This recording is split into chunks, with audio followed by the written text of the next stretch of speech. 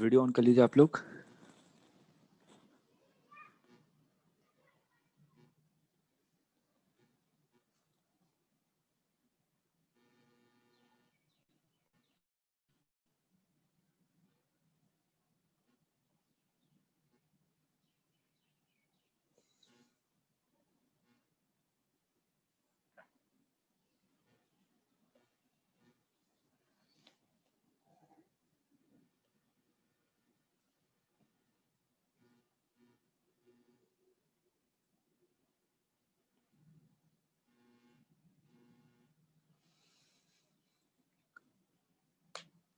Screen visible है सभी को? आज Yes. ऑनलाइन होगी, फिर कल से स्मार्ट बोर्ड पे ही। ठीक है। हाँ, लास्ट टाइम हम लोगों ने कहाँ तक किया था? एडिशन वाला टॉपिक चल रहा था। अच्छा, मतलब कि एफवीडी वगैरह जस्ट स्टार्ट किया था हम लोगों ने। Yes sir. कोई क्वेश्चन वगैरह करवाए थे?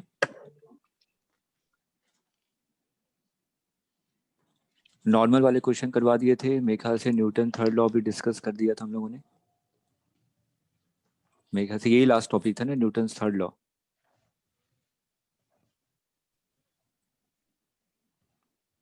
Yes sir. ठीक है। चलिए,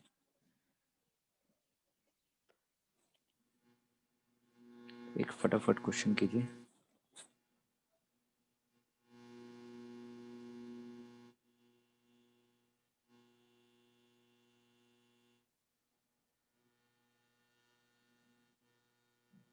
ये क्वेश्चन करवाया था क्या मैंने?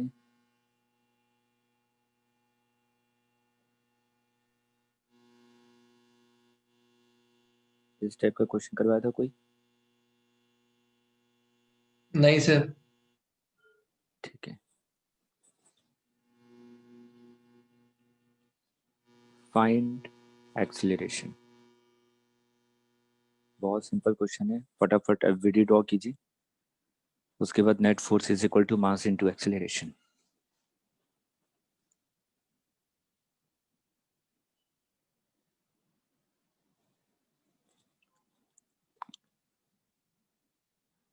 आयुष, गायत्री, आप दोनों है ना? Yes sir. ठीक है। इसमें आपको एक्सीलरेशन निकालना है।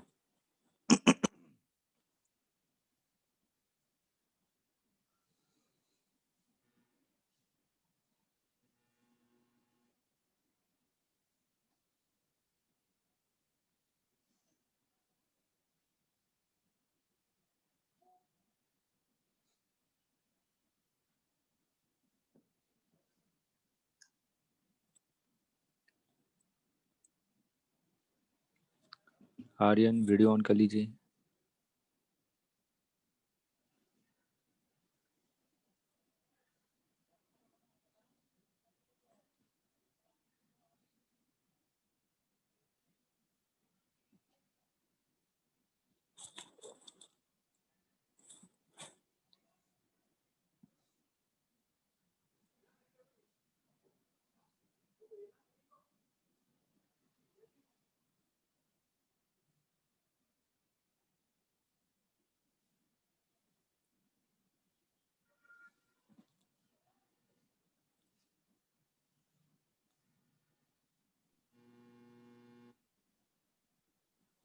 आर्यन आ गया? 14। हाँ सही है। देखिए 20 न्यूटन के अगर हम लोग एफवीडी बनाएंगे तो यहाँ पे ये कंपोनेंट कितना हो जाएगा? 20 cos 53। cos 53 3/5, that means 12 Newton, है ना? और ये कंपोनेंट कितना हो जाएगा? sin 53, that means 16 Newton. उसी तरह से 50 का ये कंपोनेंट निकालेंगे तो ये कितना आ जाएगा? 40 न्यूटन। और 50 का ये कंपोनेंट निकालेंगे तो कितना आ जाएगा? 30 न्यूटन। नीचे की तरफ कौन सा फोर्स लग रहा है? mg। और ऊपर लगेगा नॉर्मल। अगर मैं वर्टिकल डायरेक्शन में देखूं, वर्टिकल डायरेक्शन में तो इसका मोशन नहीं हो रहा है, तो इसका मतलब 30 + 16 + 20 should be equal to normal. तो n की वैल्यू कितनी आ जाएगी? 66 न्यूटन। ये आपने नॉर्मल भी निकाल लिया। अब मैं यहाँ पे अगर देखूँ तो ये तो मूव करेगा, अगर ये पूरा एक सिस्टम है तो सिस्टम तो एक हॉरिजॉन्टल डायरेक्शन मूव करेगा इस डायरेक्शन में। मैंने कहा ये इस डायरेक्शन मूव करे with acceleration A. Right direction में नेट फोर्स कितना है? देखिए राइट डायरेक्शन में नेट फोर्स कितना है? इस डायरेक्शन में लग रहा है 40 न्यूटन और लेफ्ट डायरेक्शन में फोर्स लग रहा है 12 न्यूटन, और बॉडी इस डायरेक्शन में मूव करेगा विद एक्सीलरेशन ए। तो force is equal to 40 minus 12 is equal to mass into acceleration. तो a is equal to 14 metre per second square. Clear है सबको? बिल्कुल सिंपल सा क्वेश्चन था। आर्यन, गायत्री, यस सर, आ गया। ठीक है, बिल्कुल सिंपल सिंपल सा क्वेश्चन कर रहे हैं।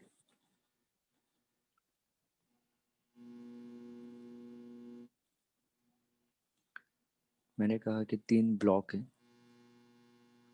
2 kg, 3 kg, 5 kg। Major force लगा रहा हूँ 20 न्यूटन का। Find normal on 3 due to 5। इसका मतलब क्या? Normal on 3 due to 5 kg। चलिए जल्दी से निकालिए।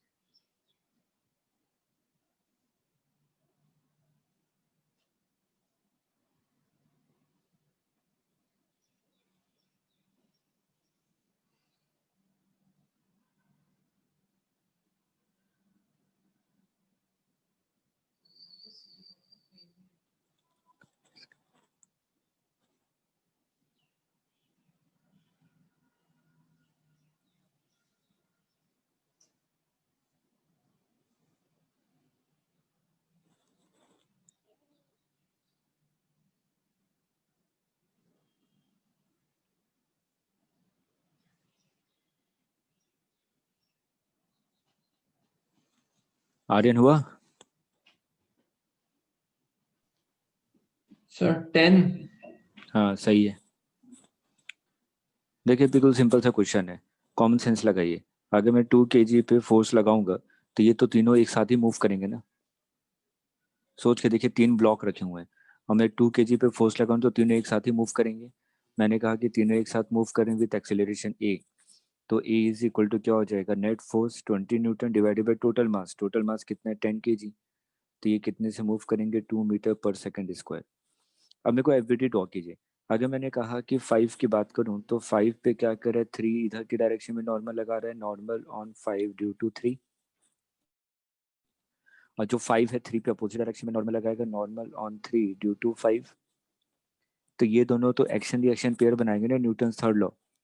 ठीक, तो मैंने क्या कहा कि N35 is equal to N53।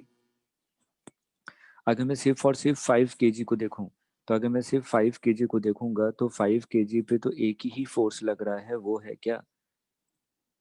N53। इसके अलावा कोई फोर्स नहीं है हॉरिजॉन्टल डायरेक्शन में। ठीक है, तो force is equal to mass into acceleration. That means N53 is equal to mass into acceleration. ये ए एक्सीलरेशन से मूव कर रहा है 10 न्यूटन। तो ये वैल्यू यहाँ पे पुट कर दीजिए। आगे समझ में? आयुष? यस सर, आ यस गया। सर, आ गया। ठीक है, नोट कीजिए, फिर एक और क्वेश्चन करते हैं। अब धीरे धीरे लेवल बढ़ाऊंगा, ये सब चीज़ें सिर्फ कॉन्सेप्ट को क्लियर करने के लिए।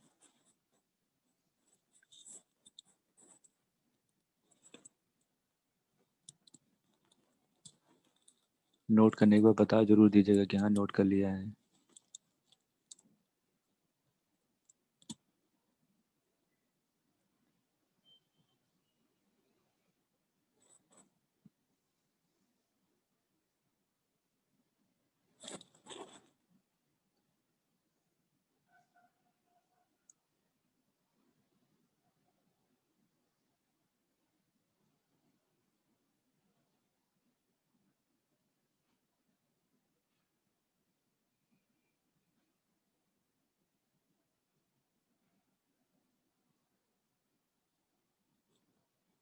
नोट कर लिया?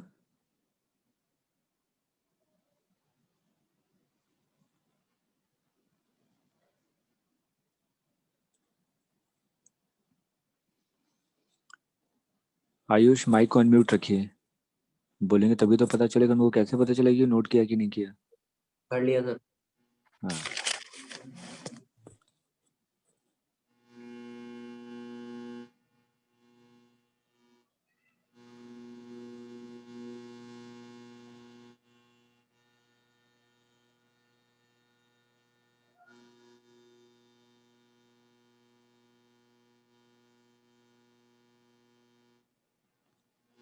मैंने कहा कि पहले वाले रस्सी में टेंशन T1 है, दूसरे वाले रस्सी में टेंशन T2 है, तो आपसे पूछा गया T1 और T2 की वैल्यू फाइंड आउट कीजिए। सेम उसी तरीके का जैसा भी आपने प्रीवियस क्वेश्चन किया था।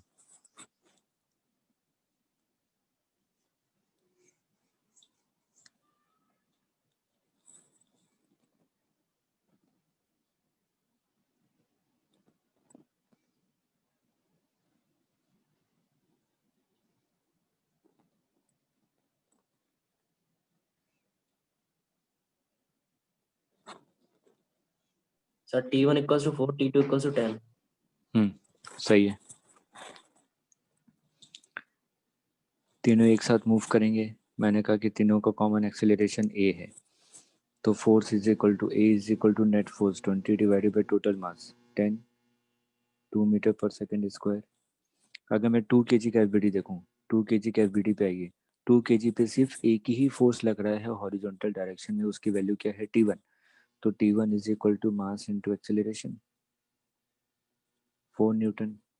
अगर मैं 5 kg के एफबीडी पे आऊँ, तो 5 kg के एफबीडी को ध्यान से देखिए। 5 kg पे राइट डायरेक्शन में फोर्स लग रहा है 20 न्यूटन और लेफ्ट डायरेक्शन में फोर्स लग रहा है T2, और ये ए एक्सेलरेशन से आगे की तरफ मूव करेगा। तो 20 minus T2 is equal to mass into acceleration. तो T2 इज इक्वल टू कितना हो जाएगा? 20 minus 10 is equal to 10 newton. Clear है?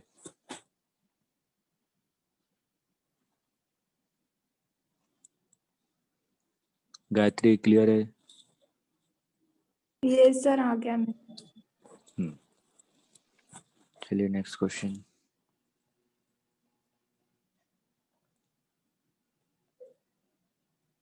बिल्कुल सिंपल सा क्वेश्चन है।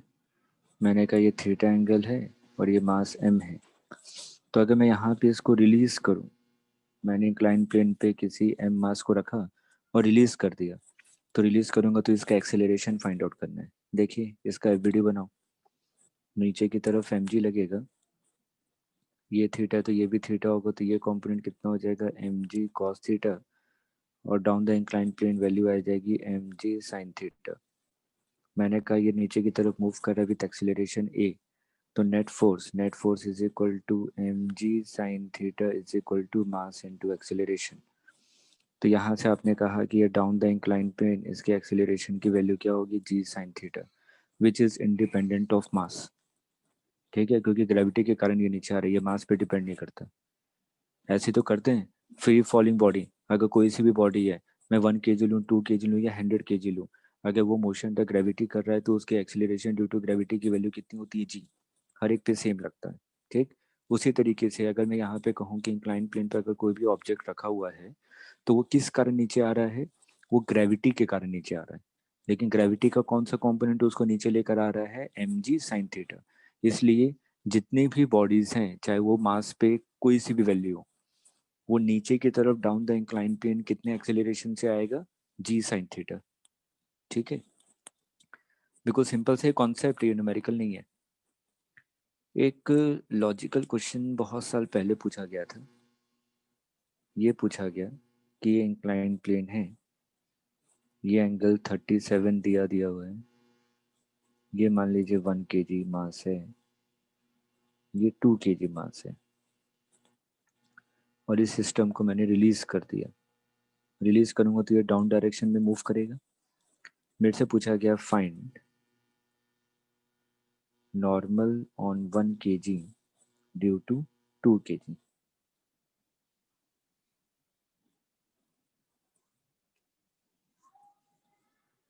निकालिए जल्दी से।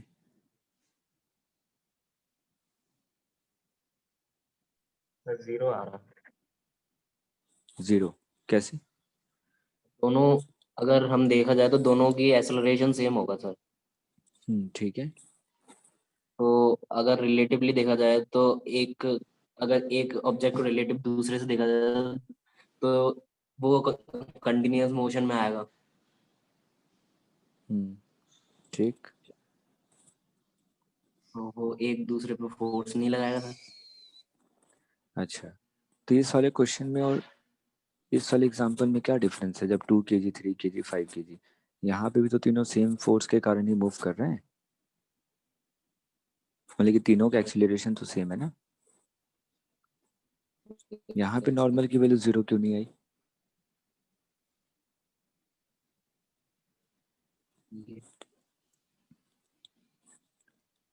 आपके लॉजिक के हिसाब से यहाँ पे भी नॉर्मल जीरो होना चाहिए। Yes sir. यहाँ पे जीरो नहीं आया, लेकिन वहाँ पे जीरो आ गया। लॉजिक गलत है सर। हाँ, सोचिए फिर, सही लॉजिक दीजिए मेरे को।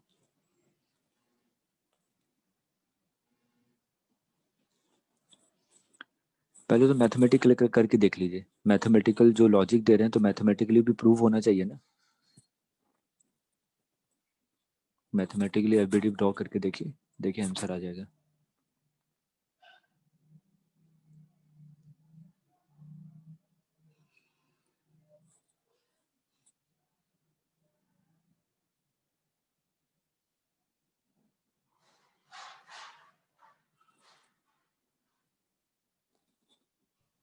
सर आंसर जीरो है क्या? हाँ जीरो है। सर जीरो आ तो रहा है मैथमेटिकली। लॉजिकली कैसे इस चीज को समझाएंगे मेरे को?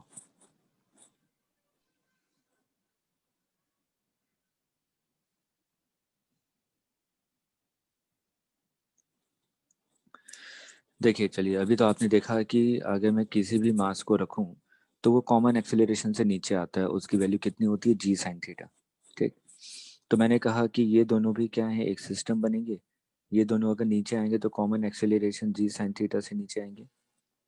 ए is equal to G sine theta, mass पे तो डिपेंड ही नहीं करता। ठीक है। अगर मैं किसी भी एक के एफबीडी के बारे में बात करूं, मैंने कहा कि मैं 1 kg की बात कर रहा हूँ। मैंने कहा कि 1 kg पे ये नॉर्मल लगा रहा होगा इस direction, normal on 1 due to 2। ये ऊपर की तरफ लगा रहा होगा normal, normal on 2 due to 1। 1 kg के एफबीडी पे ध्यान दीजिएगा, वो आपकी मर्जी है, 2 kg भी ले सकते हैं। 1 kg पे देखूं तो नीचे की तरफ एक फोर्स लगेगा m g sine theta, m g sine theta, और इस पे एक नॉर्मल लग रहा है ड्यू टू 2। तो आपने कहा नॉर्मल ऑन 1 ड्यू टू 2, और ये नीचे की तरफ जा रहा है विथ एक्सेलरेशन ए। यही है क्वेश्चन हम लोगों का। अब यहाँ पे अगर हम लोग देखें डाउनवर्ड डायरेक्शन में नेट फोर्स डाउनवर्ड डायरेक्शन में कितना है? G sine theta plus n12 is equal to mass into acceleration, और एक्सीलरेशन की वैल्यू कितनी है? G sine theta. एक्सीलरेशन भी जी साइन थीटा है, तो ये दोनों कैंसिल आउट हो जाएंगे, और यहाँ से n12 की वैल्यू क्या आ जाएगी? जीरो। देखिए इसके पीछे लॉजिक क्या देंगे। जैसे कि मैंने यहाँ पे कहा कि यहाँ पे नॉर्मल की वैल्यू जीरो आ रही है, दोनों तो साथ में मूव कर रहे हैं जी साइन थीटा से। और इस वाले केस में 2 kg 3 kg 5 kg, यहाँ पे भी तीनों साथ में मूव कर रहे हैं, और हर एक का एक्सेलरेशन क्या है? 2 मीटर पर सेकेंड स्क्वायर। लेकिन यहाँ पे नॉर्मल जीरो नहीं आ रहा। अब इसके पीछे लॉजिक सोचा गया कि ऐसा क्यों हो रहा है। यहाँ पर अगर मैं देखूँ बॉडी 1 kg और 2 kg बॉडी नीचे क्यों आ रही है, बताइए नीचे क्यों आ रहा है दोनों? ग्रेविटी। ग्रेविटी के कारण। ठीक है, यहाँ पे ग्रेविटी रिस्पॉन्सिबल है दोनों बॉडी को नीचे लेकर आने के लिए। लेकिन अगर मैं यहाँ पे बात करूँ, जैसे कि मैंने कहा यहाँ पे 2 kg को मूव करवाने के लिए कौन रिस्पॉन्सिबल है? 20 एक्सटर्नल न्यूटन। फोर्स। हाँ, 3 kg को मूव करवाने के लिए कौन रिस्पॉन्सिबल है? नॉर्मल, ना कि 20 न्यूटन। एफबीडी पे, सिर्फ एफबीडी पे ध्यान दीजिए। ठीक है, यहाँ पे अगर मैं एफबीडी पे ध्यान दे रहा हूँ तो नॉर्मल का जो रिजल्टेंट आ रहा है वो 3 kg को मूव करवा रहा है। 5 kg का एफबीडी देखिए, 5 kg को कौन मूव करवा रहा है? नॉर्मल, है ना। 5 kg का एफबीडी पे ध्यान दीजिए, देखिए एफबीडी बनाया हुआ है यहाँ पे मैंने। तो 5 kg को मूव करवाने के लिए कौन रेस्पॉन्सिबल है? नॉर्मल रेस्पॉन्सिबल है।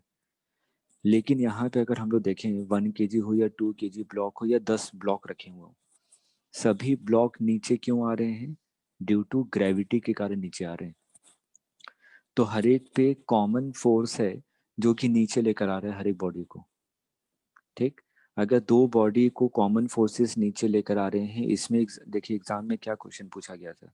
एग्जाम में ये पूछा गया था कि एक एरोप्लेन है, उसमें एक आदमी ने क्या किया है, बैग को कैरी किया हुआ पीठ पर उसने। ठीक, जब वो एरोप्लेन से जंप करता है तो उसके पीठ में और जो बैग है उन दोनों के बीच में कांटेक्ट तो हो गई, तो दोनों के बीच में कांटेक्ट फोर्स की वैल्यू कितनी है? ये क्वेश्चन था एग्जाम का। तो मैं तो ये सोचूंगा कि अगर मैन किसी बैग को कैरी करता हुआ ऊपर से नीचे जंप लेता है तो वो नीचे क्यों आ रहा है? Due to gravity.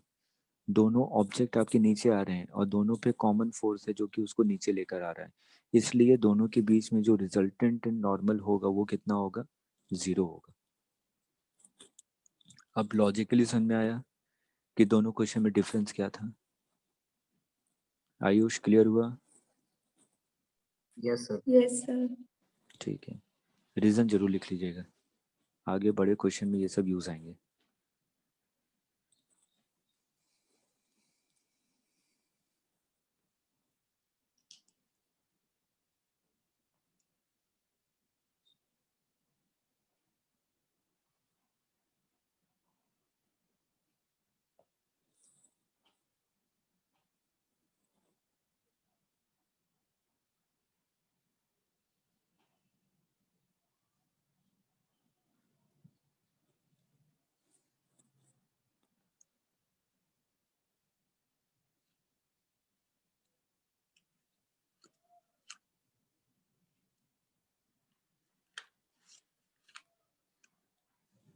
हो गया? चलिए, अब हम लोग आते हैं पुली ब्लॉक सिस्टम।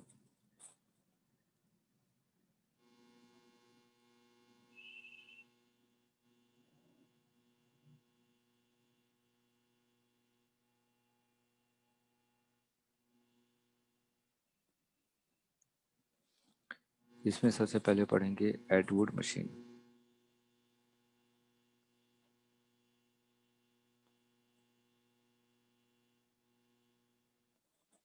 देखिए एडवर्ड मशीन कुछ नहीं है, सिंपल ऐसा कॉम्बिनेशन आपने देखा होगा कि एक पुली है जो कि फिक्स किया हुआ है और इस पुली से आपने क्या किया, दो मास को हैंग किया। मान लीजिए कि M1 मास है और एक आपका M2 मास है। ठीक, मैंने कहा कि जो M1 मास है इज ग्रेटर देन M2 मास, तो ये पुली किस डायरेक्शन मूव करेगा? इस डायरेक्शन में, ऐसे ही होगा। ठीक, तो ऐसा कोई सा भी सिस्टम जहाँ पे पुली फिक्स हो और उसके साथ आपके दो ब्लॉक लगे हों, तो इस सिस्टम को बस एक नया नाम दिया गया है एडवर्ड मशीन। ठीक है, अब मैंने कहा कि M1 मास आपका ए एक्सेलरेशन से नीचे आ रहा है तो M2 मास आपका ए एक्सेलरेशन से ऊपर जाएगा। क्यों? क्योंकि दोनों के दोनों सेम स्ट्रिंग से अटैच किए हुए हैं। ठीक है, सेम स्ट्रिंग से अटैच किए हुए, तो याद कीजिए स्ट्रिंग में मैंने बताया था पॉइंट मेथड से कि हर एक पॉइंट की जो एक्सेलरेशन होगी वो कॉमन होगी along the string. String constant को याद कीजिए, यही था ना। तो अगर मैंने कहा कि अगर ये वाला पॉइंट A1 ए एक्सेलरेशन से डाउनवर्ड डायरेक्शन में जा रहा है तो ये वाला पॉइंट भी ए एक्सेलरेशन से क्या होगा? अपवर्ड डायरेक्शन में जाएगा। ठीक है, एफबीडी बनाते हैं फटाफट।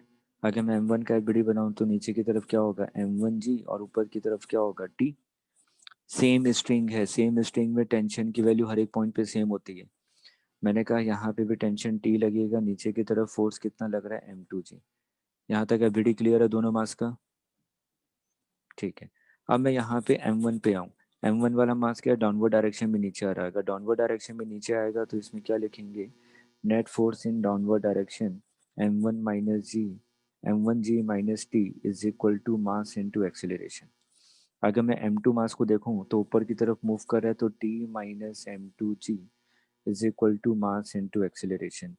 अगर मैं दोनों को ऐड कर दूं तो T कैंसिल हो जाएगा, तो एक्सेलरेशन की वैल्यू आ जाएगी M1 minus M2 divided by M1 plus M2 into G. अब ये एक्सेलरेशन की वैल्यू पहले वाले इक्वेशन में पुट कीजिए या सेकंड वाले इक्वेशन में, आप लोग करके देख सकते हैं। मैं डायरेक्ट रिजल्ट लिख रहा हूँ, T is equal to 2M1 M2 divided by M1 plus M2 into G. इसका टेंशन की वैल्यू ये आएगी और एक्सीलरेशन की वैल्यू ये आएगी। लेकिन आप लोग सॉल्व करके एक बार जरूर देख लीजिए कि ये वैल्यू आ रही है कि नहीं, थोड़ा सा कॉन्फिडेंस आ जाए कि हाँ यही आ रहा है। और सिंपल मैथ से फटाफट कर सकते हैं आप लोग।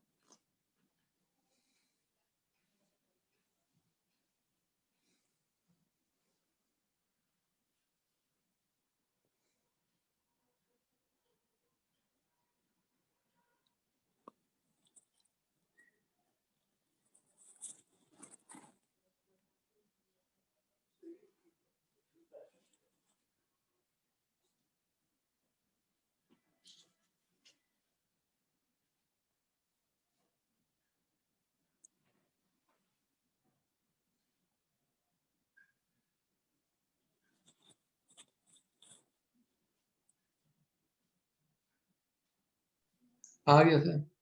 आ गया, ठीक है। अब बस क्वेश्चन की प्रैक्टिस करनी है हम लोगों को। अब इसको थोड़ा सा देखिए, इसी में हम लोग एक चीज पढ़ते हैं, principle of equivalence. Principle of equivalence कुछ नहीं है, मैं इस वाले डायग्राम को, इस वाले डायग्राम को मैं ऐसा भी बना सकता हूँ। इसको मान लीजिए कि दोनों को मैंने क्या किया, हॉरिजॉन्टल प्लेन में रख दिया, M1 और M2 को। अगर मैं हॉरिजॉन्टल प्लेन में रखूंगा तो कुछ ऐसा नजर आएगा आपको। ये M1 मास है, स्ट्रिंग से जोड़ दिया, ये M2 मास है। M1 मास पे लेफ्ट हैंड साइड में फोर्स लग रहा है M1G, और M2 मास पे राइट हैंड साइड में फोर्स लग रहा है M2G। यही है ना, मूव करवाने के लिए तो ग्रेविटेशन ही रिस्पॉन्सिबल है। अब अगर मैं यहाँ पे ध्यान से देखूं, ये एक पूरा सिस्टम बन गया क्योंकि स्ट्रिंग से जुड़ा हुआ ही है।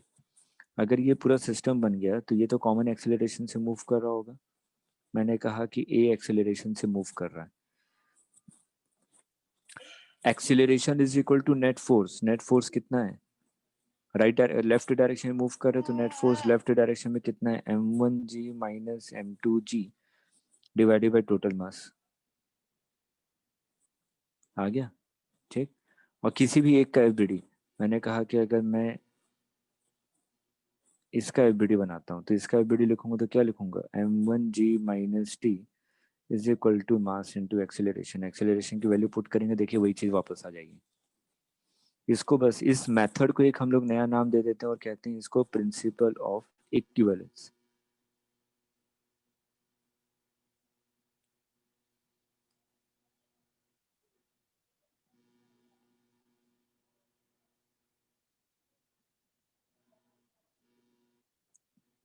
मेथड क्लियर है? नोट कर लीजिए, फिर हम लोग क्वेश्चन देता हूँ, जल्दी जल्दी सॉल्व करके बताइए।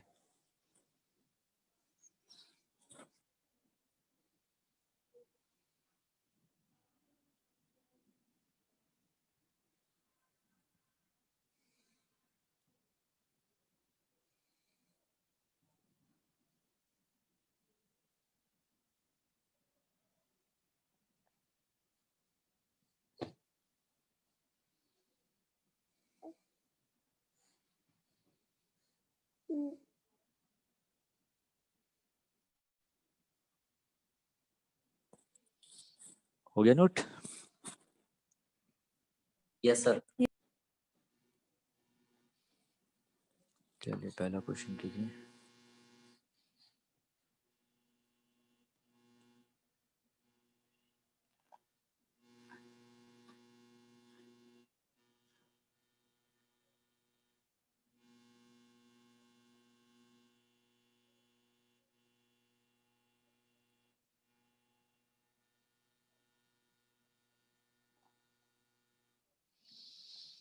Find tension and acceleration.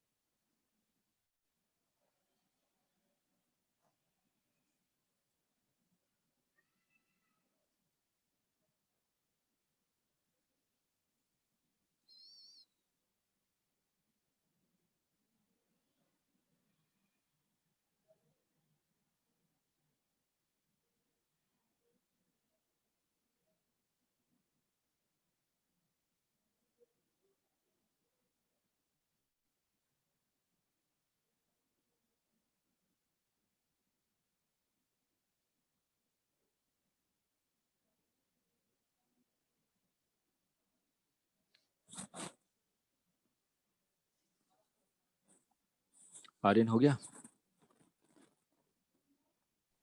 Fraction में आ रहा है। नहीं, फ्रैक्शन में तो नहीं आना चाहिए। एक्सीलरेशन की वैल्यू फ्रैक्शन में आ रही है? नहीं नहीं नहीं, एक्सीलरेशन सिंपल सा नजर आ रहा है। 8। 8 एक्सीलरेशन? नहीं।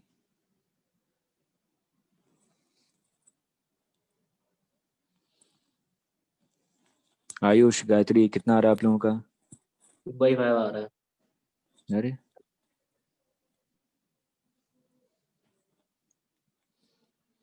मैं देखिए सिंपल इधर की फोर्स के बारे में बात करूं। इधर फोर्स कितना लगेगा? mg sine theta. Sine theta की वैल्यू कितनी है? 4/5। तो और 4 20 आ रहा है इंटू क्या? 4/5 16 न्यूटन। यह है समझ में? और ये फोर्स की वैल्यू कितनी हो जाएगी? mg साइन थीटा, मतलब 12 न्यूटन। ये क्लियर है कि? सर आंसर 1 है। हाँ। आयुष, गायत्री, ये बड़ी क्लियर है? Yes sir. Yes sir. तो सिंपल प्रिंसिपल ऑफ इक्विवेलेंस देखिए। प्रिंसिपल ऑफ इक्विवेलेंस ये बताया मैंने कि इसको मूव करवाने के लिए नेट फोर्स कितना है? डिवाइडेड बाय टोटल मास, क्योंकि दोनों स्ट्रिंग से जुड़े हुए हैं।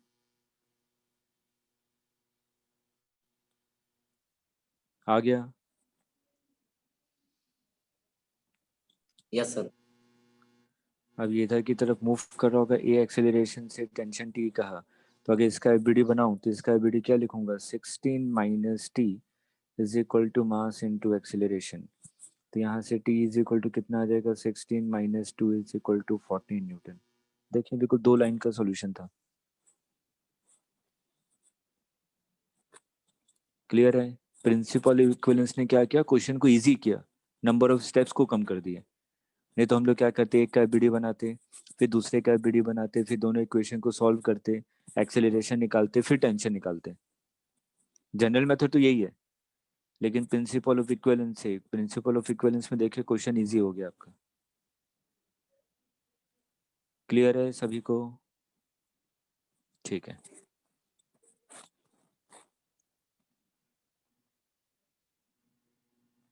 नोट कर लिया? नोट कीजिए, तब तक नेक्स्ट क्वेश्चन भी ट्राई कीजिए।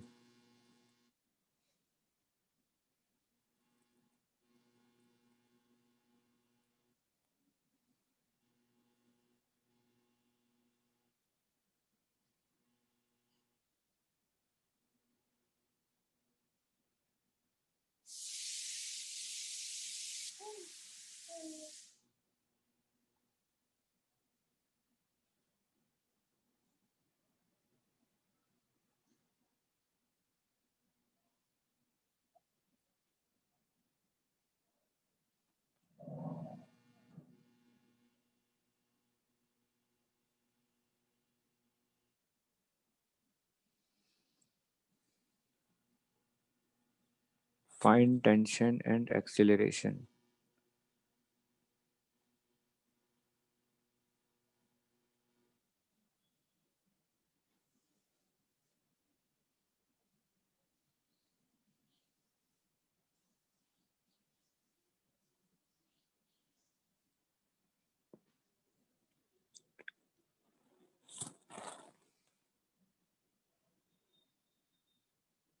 वीडियो में पीछे से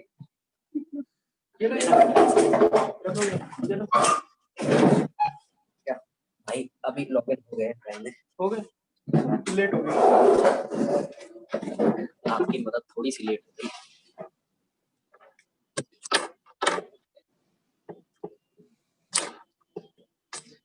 घर तक गाने सुन के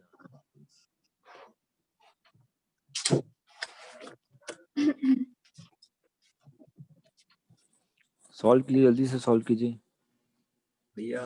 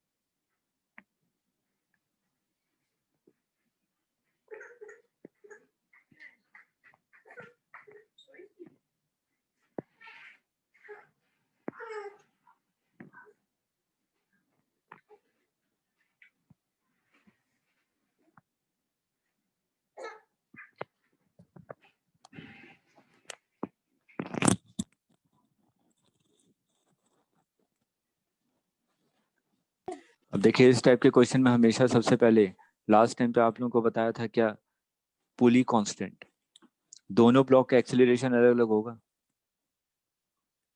तो पुली कांस्टेंट से सबसे पहले A1 और A2 के बीच में रिलेशन निकालिए, उसके बाद दोनों का एफबीडी बनाइए, A1 A2 में पुट कर दीजिए, आंसर आ जाएगा। दो अलग अलग स्ट्रिंग हैं तो दोनों स्ट्रिंग में टेंशन की वैल्यू भी अलग अलग होगी।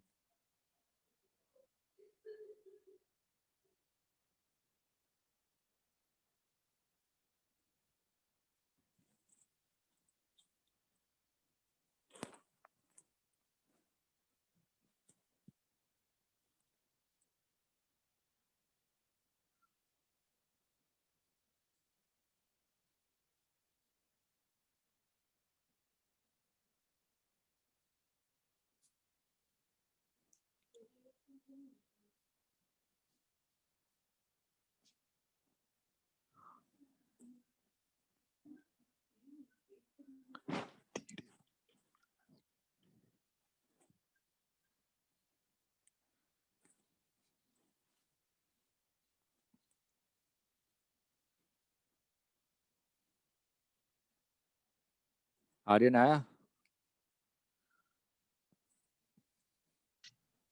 अजीब सा आ रहा था।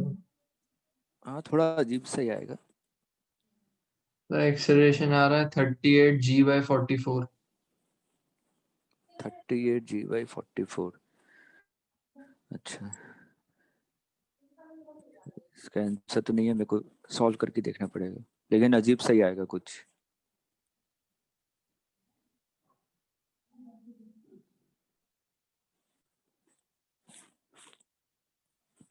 गायत्री आई और आप लोगों का आया कुछ? सर मेरा तो 100 और 50 आर टेंशन। अच्छा, 100 और 50 यहाँ हो सकता है ऐसा कुछ। गायत्री आपका? No sir. समझ में नहीं आ रहा, कैसे करें? नहीं। ठीक है, देखिए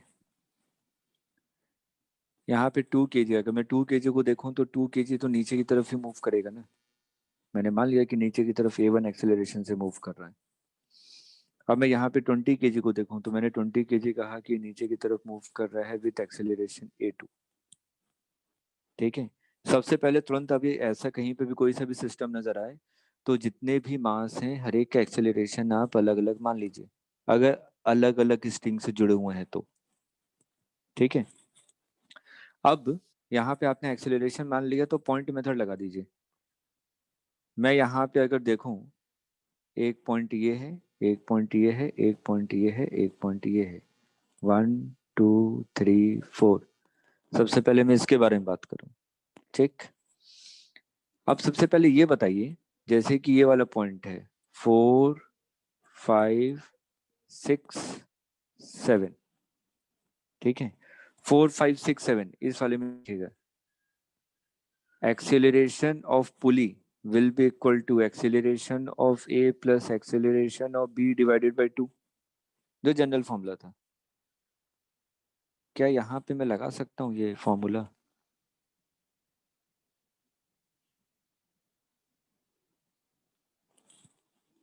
लगा सकते हैं, पुली ब्लॉक सिस्टम में हर जगह ये फॉर्मूला एप्लीकेबल है। ठीक है, acceleration of P, acceleration of P का मतलब क्या हुआ? पुली का एक्सेलरेशन। पुली कितने एक्सेलरेशन से ऊपर जा रहा है? A2।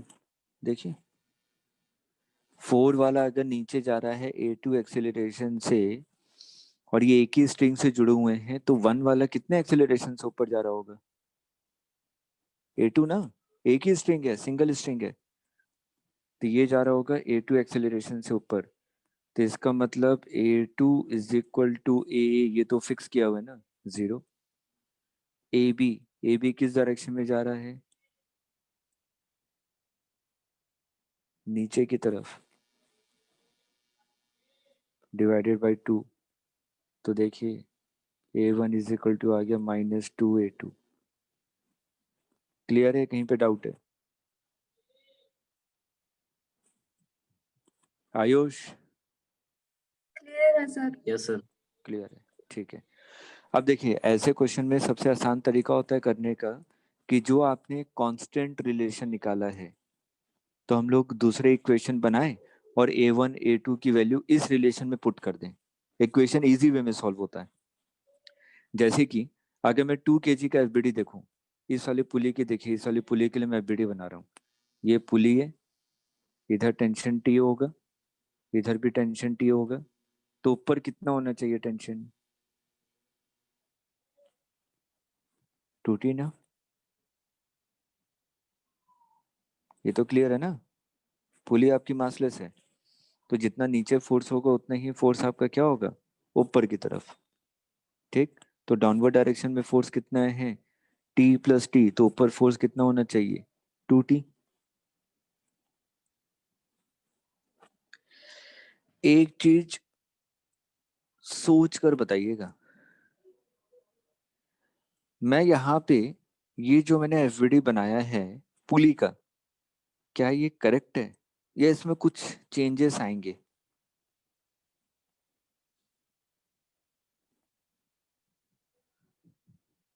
जल्दबाजी में हम लोग कुछ ना कुछ गलती कर रहे हैं, इसलिए मैं पूछ रहा हूँ। मतलब सर +2G भी आएगा।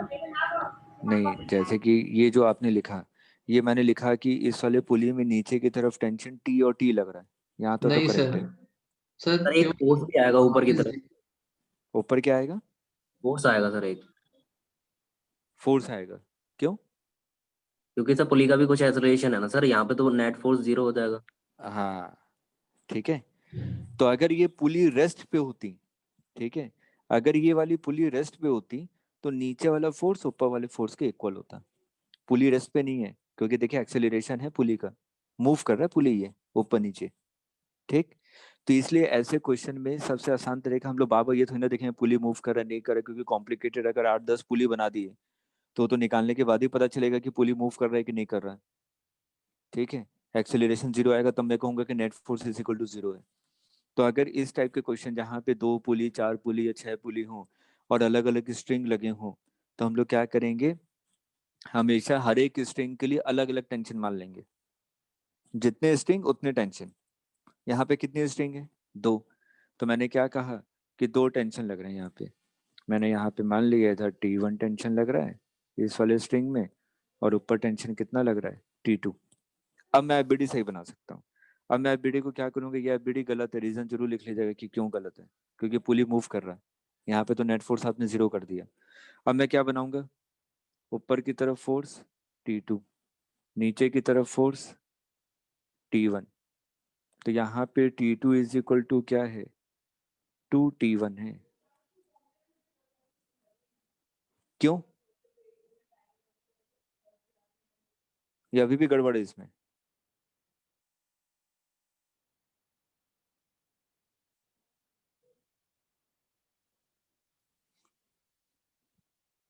बोलिए बोलिए बोलिए, कई सारी चीजें सीखने को मिलेंगी सिंगल क्वेश्चन में। सर वहाँ T1 0 है क्या? T1 0 क्यों है? तो ग्राउंड से जॉइंट है। नहीं नहीं, रस्सी तो तनी हुई रहेगी ना हमेशा, रस्सी तो हमेशा टाइट रहेगी ना।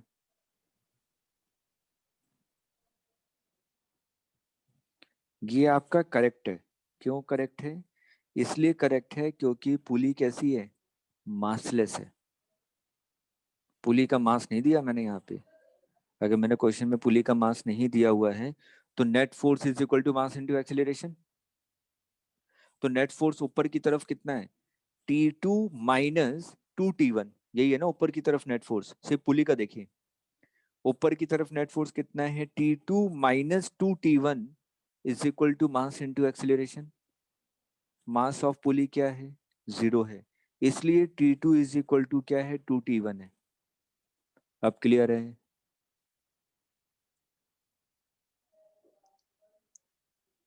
या अभी भी डाउट है?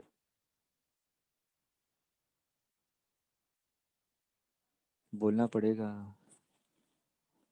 Yes, sir. क्लियर है आयुष?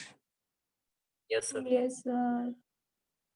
ठीक है, क्योंकि पुली मासलेस है, पुली मूव करे या ना करे, क्योंकि मासलेस पुली है, इसलिए net force is equal to 0 होगा। Net force is equal to mass into acceleration होता है ना। मासलेस पुली है तो net force is equal to 0 हो जाएगा ना, मासलेस है, एम की वैल्यू 0 है। अभी भी नहीं आया?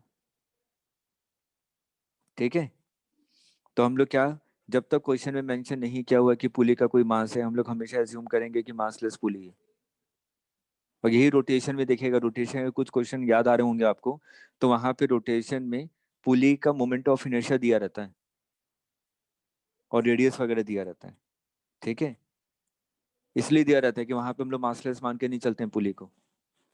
लेकिन यहाँ पे अभी हम लोग जितने भी क्वेश्चन सॉल्व करेंगे, हम लोग क्या मान के चलेंगे कि पुली क्या है, आपकी मासलेस है। अगर पुली मासलेस है इसका मतलब net force should be equal to 0। तो यहाँ पे देखिए T2 is equal to 2T1 आ गया।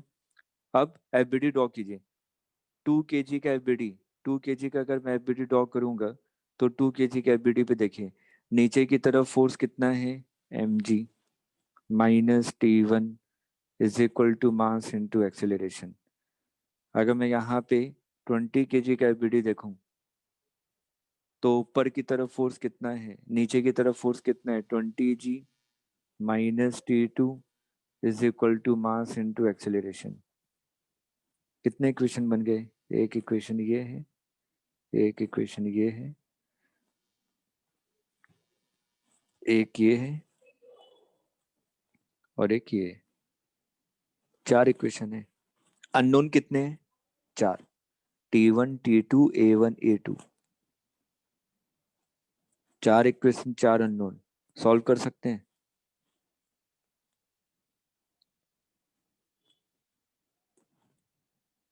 चलिए फटाफट करके अब दिखा भी दीजिए, सॉल्व कर ही लीजिए, कॉपी को ब्लैंक मत छोड़िए।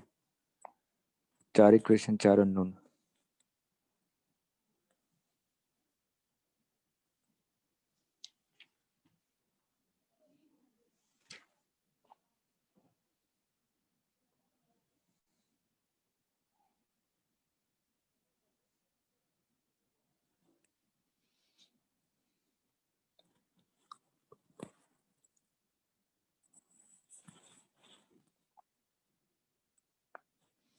अच्छा, आप लोगों का टेस्ट कैसा हुआ?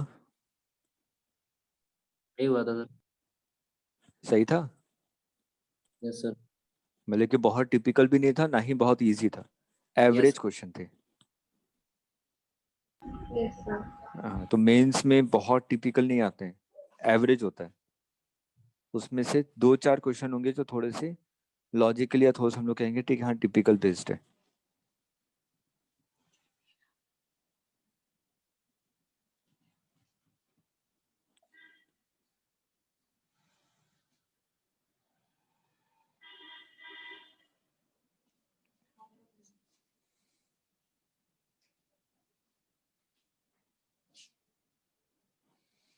अगर सॉल्व हो जाएगा तो नेक्स्ट क्वेश्चन दो,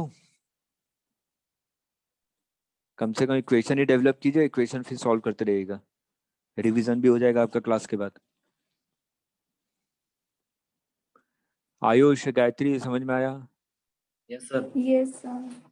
ठीक है, नेक्स्ट क्वेश्चन फटाफट मेरे को एफबीडी बना के दिखाइए, इक्वेशन डेवलप करके दिखाइए कि कैसे करें। Find acceleration and tension, common question है। मैंने कहा कि ये कुछ ऐसा सिस्टम है, ये पुली, एक मास इधर है 10 kg का, एक पुली इधर है, इधर ये 2 kg का मास है, और ये 4 kg का मास है। Find tension and acceleration.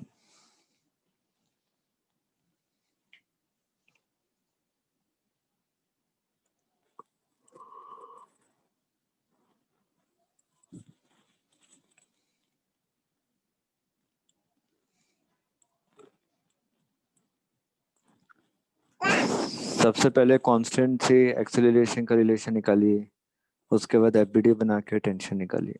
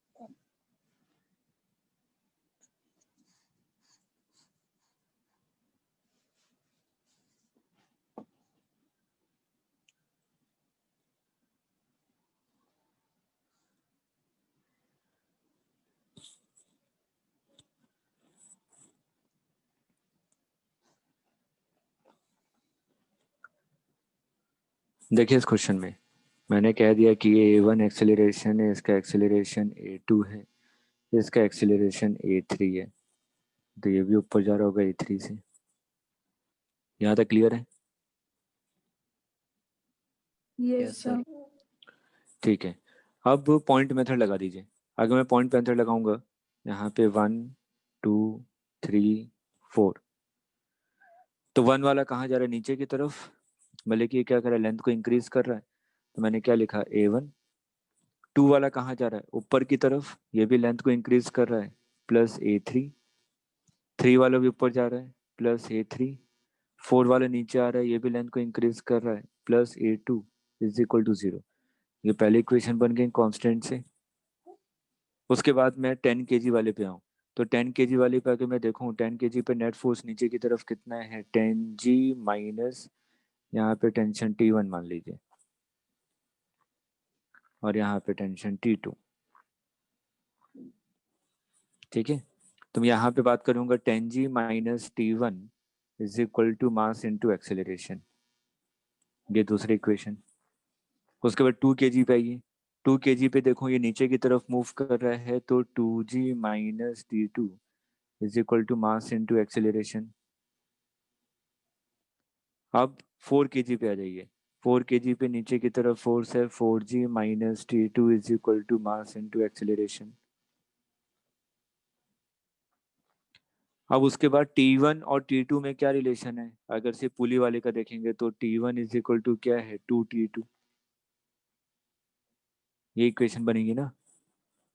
तो यहाँ पे देखिए अननोन कितने हैं? A1 से लेके A3 तक 3, और T1 और T2 5। 5 equation, 5 unknown. आ गया समझ में? Yes, sir. ठीक है, चलिए नेक्स्ट क्वेश्चन। नेक्स्ट क्वेश्चन कम से कम पूरा सॉल्व करके दिखाइए।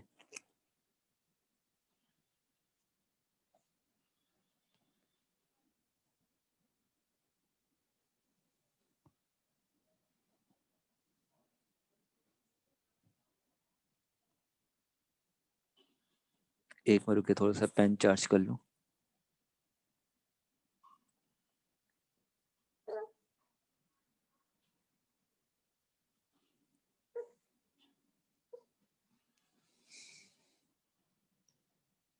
हम्म,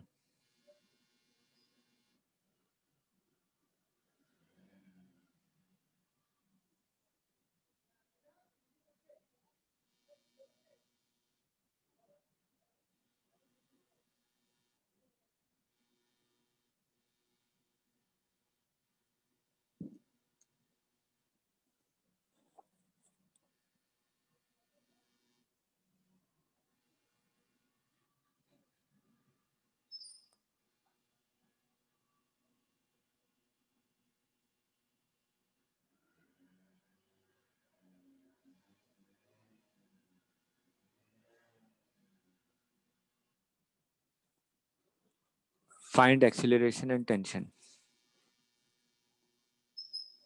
फाइंड एक्सीलरेशन एंड टेंशन।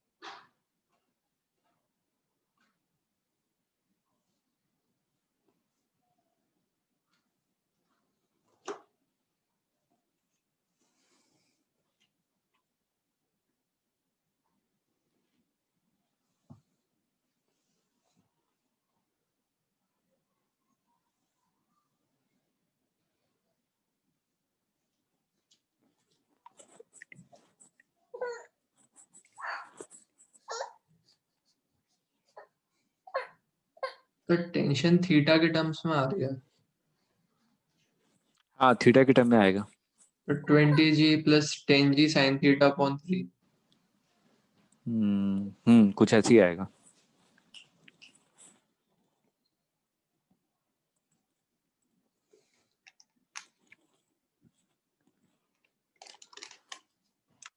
देखिए सिंपल सा है। यहाँ पे अगर हम लोग मान लेते हैं इससे पहले वाले जो स्ट्रिंग है इसमें आपने टेंशन मान लिया T1 है, ये टेंशन T1, यहाँ पे आपने टेंशन T2 मान लिया, ये ऐसे ही होगा ना। ठीक, अगर मैं यहाँ पे देखूँ, मैंने कहा कि ये नीचे की तरफ जा रहा है A1 एक्सेलरेशन से और 10 kg वाला ऊपर की तरफ जा रहा है A2 एक्सेलरेशन से। तो बस सबसे पहले तो पॉइंट मेथड लगाइए। तो पॉइंट मेथड से सबसे पहले मेरे को क्या करना पड़ेगा, A1 और A2 के बीच में रिलेशन निकालना पड़ेगा। तो इस वाले में पॉइंट मेथड लगाइए, 1 2 3 4। तो 1 वाला क्या है, रेस्ट पोजीशन पे 0। 2 वाला, 2 वाला देखिए A1 एक्सेलरेशन से ऊपर जा रहा है, स्ट्रिंग से जुड़ा हुआ है तो लेंथ को इंक्रीज कर रहा है। 3 वाला ये भी ऊपर जा रहा है, लेंथ को इंक्रीज कर रहा है। 10 kg वाला ये भी ऊपर जा रहा है, लेंथ को डिक्रीज कर रहा है, इज इक्वल टू 0। तो यहाँ से 2A1 is equal to A2, ये कांस्टेंट रिलेशन आ गया। ठीक है, और उसके बाद हम लोग एबीडी बना देते हैं। अगर मैं यहाँ पे फोर्स देखूँ तो 20G, तो 20G minus 20G minus T1 is equal to mass into acceleration. अब 10 kg पे आइए, 10 kg पे देखिए ऊपर की तरफ फोर्स कितना है T2 और नीचे की तरफ फोर्स कितना है 10G sine theta is equal to mass into acceleration. T1 T2, T1 और T2 के बीच में अगर मैं रिलेशन देखूं तो T1 और T2 के बीच में क्या रिलेशन है, T1 is equal to 2T2, क्योंकि मासलेस पुली है। तो देखिए 4 इक्वेशन बन गई, 4 equation 4 unknown, A1 A2 T1 T2 हो जाएगा सॉल्व। और थीटा के टर्म में आपका T1 T2 की वैल्यू आएगी।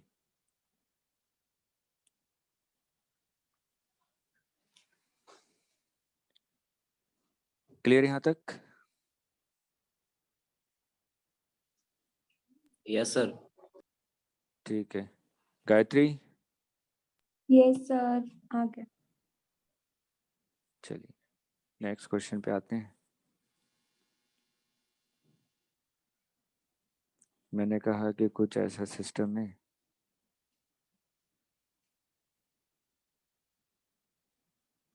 ये आपका ए ब्लॉक है, ये बी ब्लॉक है और यहाँ पे कोई सी ब्लॉक रखा हुआ है और आपने फोर्स एफ प्रोवाइड किया। Find acceleration of each block, all surfaces are smooth, all surfaces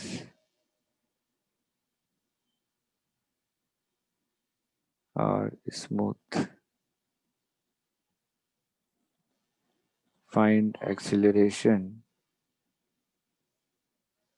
of each block।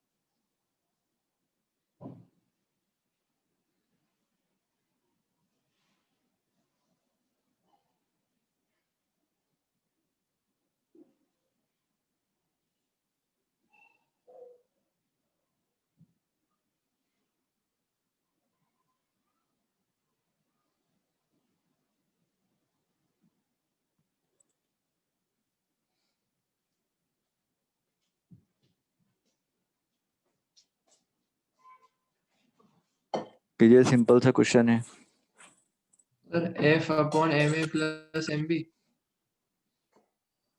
अच्छा, किसका किसका एक्सेलरेशन ये आ रहा है?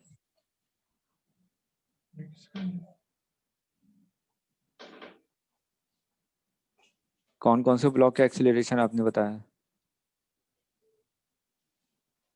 एक मिनट सर।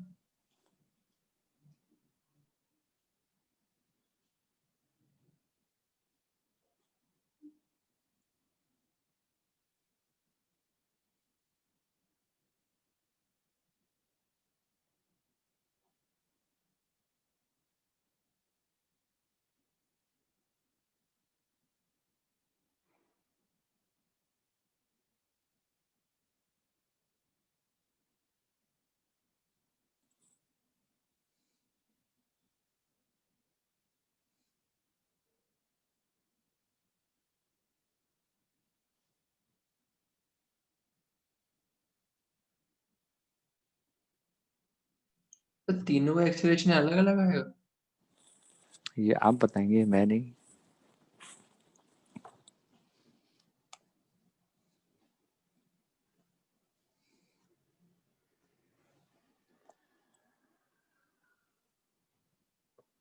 तीनों का तो नहीं सर, एम ए का और एम बी एम सी तो सेम से ही चलेंगे।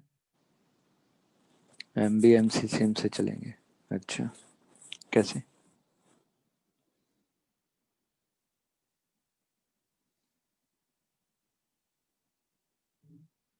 Sir M A M B same चलेंगे, एम सी रेस्ट में ही रहेगा ना सर। ये सही है। तो सर मैंने आंसर बताया तो सर। आंसर बताया तो मैं तो पूछ रहा था ना, आप फिर सर क्वेश्चन को आपने चेंज कर दिया। कंफ्यूज कर दिया। अरे तो मैं तो कंफ्यूज करने के लिए बैठा हूँ। हम्म, जब आप सही करेंगे उसके बाद तो मैं कुछ ना कुछ तो कहूंगा ही ना, कि कॉन्फिडेंस है कि नहीं। देखिए, यहाँ पे अगर मैं ध्यान से देखूं, एक चीज तो मेरे को क्लियर है कि अगर मैं ए ब्लॉक पे फोर्स प्रोवाइड करूंगा तो इसके आगे बी रखा हुआ है, तो मतलब कि किसी भी हालत में ए और बी तो साथ में मूव करेंगे। ठीक है, हमेशा। क्योंकि मैं तो ए पे लगाऊंगा, ए के आगे रखा हुआ बी को। ठीक, तो अगर ए मूव करेगा तो बी भी उसके साथ ही मूव करेगा। ठीक है, तो ये चीज तो मेरे को क्लियर हो गई कि ए और बी का एक्सेलरेशन कॉमन होगा। ये पहला पॉइंट मेरे को क्लियर हो गया कि acceleration of A and acceleration of B is same. ठीक, अब मैं सी वाले ब्लॉक पे आता हूँ। अगर मैं सी वाले ब्लॉक को देखूं कि सी वाले ब्लॉक को अगर हॉरिजॉन्टल डायरेक्शन में मूव करना है तो हॉरिजॉन्टल डायरेक्शन पे इस पे फोर्स भी होना चाहिए, तभी तो ये मूव कर पाएगा, अदरवाइज मूव ही नहीं कर सकता। तो अगर मैं सी वाले पे देखूं तो सी वाले पे अगर एफबीडी बनाऊं तो नीचे की तरफ फोर्स लग रहा है mg, और ऊपर की तरफ लग रहा है नॉर्मल। इसके अलावा कोई फोर्स नहीं है। हॉरिजॉन्टल डायरेक्शन पे तो इस पे कोई फोर्स एक्ट ही नहीं कर रहा। अगर हॉरिजॉन्टल डायरेक्शन पे इस पे कोई फोर्स एक्ट नहीं कर रहा है, इसका मतलब ये क्या रहेगा? रेस्ट पे रहेगा। Acceleration of C will be equal to 0। क्योंकि हॉरिजॉन्टल डायरेक्शन में कोई फोर्स नहीं है इसको, ताकि इसको मूव कर सके। लेकिन ए और बी तो मूव कर रहे हैं, ए और बी मूव कर रहे हैं, दोनों साथ में मूव कर रहे हैं, तो इसको मूव करने के लिए रिस्पॉन्सिबल है फोर्स। और इसका एक्सेलरेशन कितना हो जाएगा? ma+mb। आगे समझ में? आर्यन अब सही है?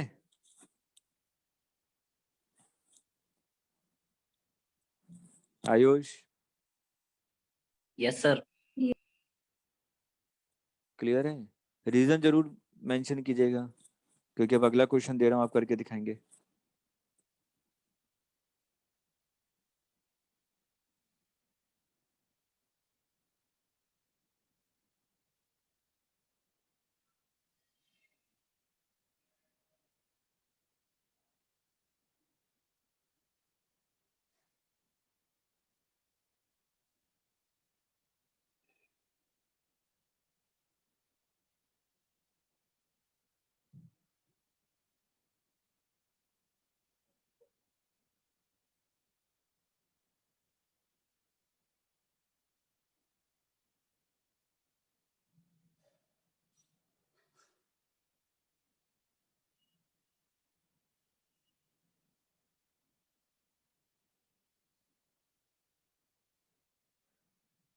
सर उस जो टेस्ट दिया था उसके मार्क्स कब पता चलेंगे सर? मार्क्स में एक बार पेपर डिस्कस कर लूंगा, ठीक है, क्योंकि आंसर की मेरे को ही देनी है, तो पेपर डिस्कस करूंगा तो उसके साथ साथ आंसर भी क्रॉस वेरीफाई हो जाएगा। ठीक है। ठीक है, तो कल इवनिंग तक मोस्ट प्रोबेबली आप लोगों को पता चल जाएगा मार्क्स। ठीक है, कल अगर नहीं पता तो मैक्स टू मैक्स परसों तक आपके पास होगा रिजल्ट। चलिए नोट कर लिया ये। ठीक है, नेक्स्ट क्वेश्चन जरा करके दिखाइए। गायत्री, कॉन्सेप्ट क्लियर है? यस सर, क्लियर है। और आप तो बीच बीच में गायब रहती हैं, क्यों?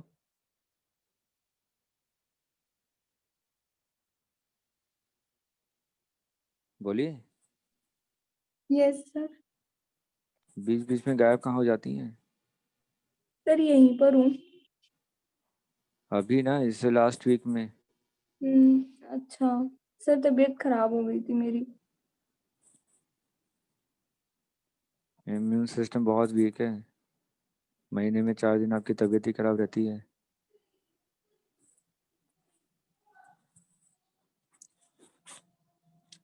देखिए यहाँ पे दिया हुआ mass of A is greater than mass of B, और यहाँ पे ये भी दिया हुआ है कि F1 is greater then F2। मैंने कहा जो ए ब्लॉक है, ए ब्लॉक की लेंथ आपकी L है, तो आपसे पूछा गया find time when B falls down.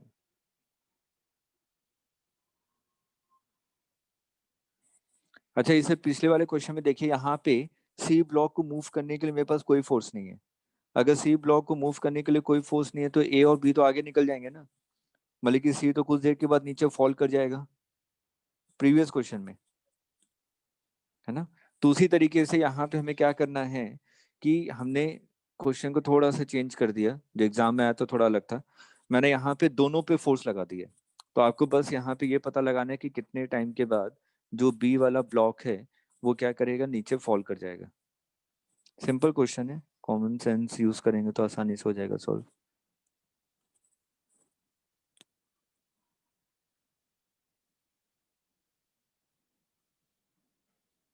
कीजिए।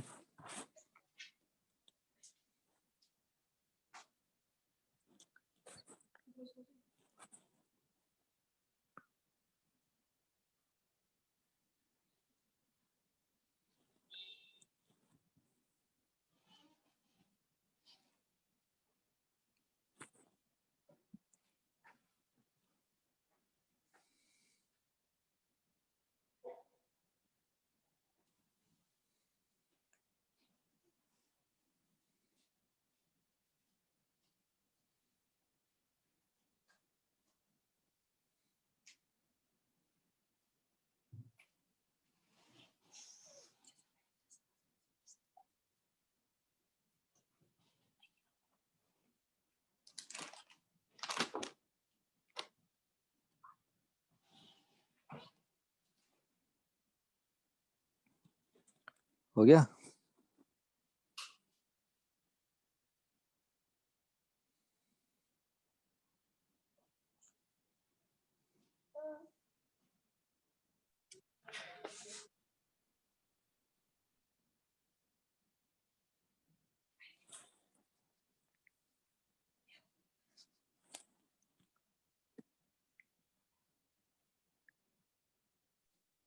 सर रूट में 12/F2/ma माइनस F1/m भी आ रहा है।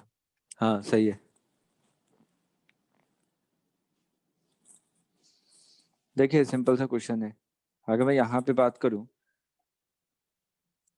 एक्सीलरेशन ऑफ बी, तो एक्सीलरेशन ऑफ बी कितना हो जाएगा, फोर्स डिवाइडेड बाई मास, और एक्सीलरेशन ऑफ ए कितना हो जाएगा, फोर्स डिवाइडेड बाई मास। ठीक है, तो मैं यहाँ पे क्या कर रहा हूँ, यहाँ पे अगर देखिए मास की वैल्यू क्या है, M B is less than M A, और force F1 is greater then F2, तो यहाँ से हमें क्या कंक्लूजन मिला कि A acceleration of B is greater than acceleration of A, है ना। तो अगर यहाँ पे मैं with respect to A analysis करूँ, अगर मैं with respect to A analysis करूँगा तो मैं क्या कहूँगा कि ये आपका ए ब्लॉक है, जिसके रेस्पेक्ट में एनालिसिस करते हैं वो रेस्ट पे आ जाता है। तो ए के रेस्पेक्ट में अगर मैं एनालिसिस करूं तो बी वाले का एक्सेलरेशन कितना हो जाएगा, acceleration of B with respect to A, ये वैल्यू कितनी हो जाएगी, ए बी माइनस ए, ये हो जाएगा आपका F1 upon M B minus F1 divided by M A. अब इसको कितनी डिस्टेंस कवर करनी है, L डिस्टेंस कवर करनी है, ठीक है। तो S is equal to u t plus half a t square, initial velocity 0, कितना डिस्टेंस कवर करना है, L, half acceleration of b with respect to a into t square. तो देखिए यहाँ से t की वैल्यू आ जाएगी 2l divided by acceleration of b with respect to a under root. आगे समझ में? Yes sir. देखिए बिल्कुल सिंपल सा कॉन्सेप्ट था।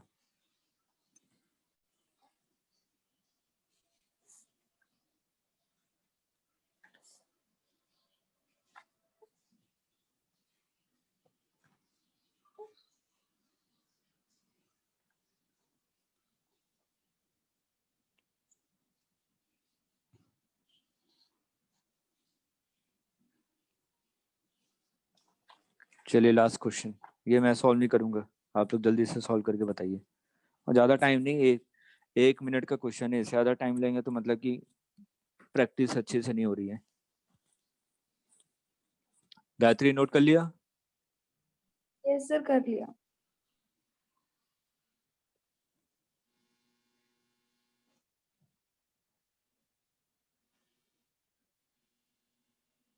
मैंने कहा यहाँ पे 4 kg का ब्लॉक है, ये पुली ब्लॉक सिस्टम है, यहाँ पे एक और पुली है, ये 2 kg का ब्लॉक है और ये 4 kg का ब्लॉक है। मैंने यहाँ पे F फोर्स प्रोवाइड किया। Find F so that 4 kg is at rest.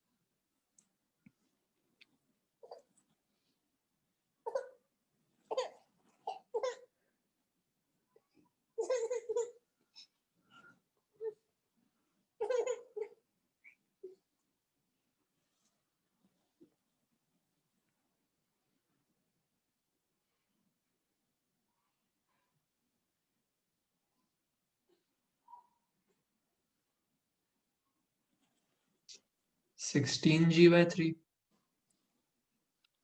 हो सकता है रैंडमली दिया हुआ है।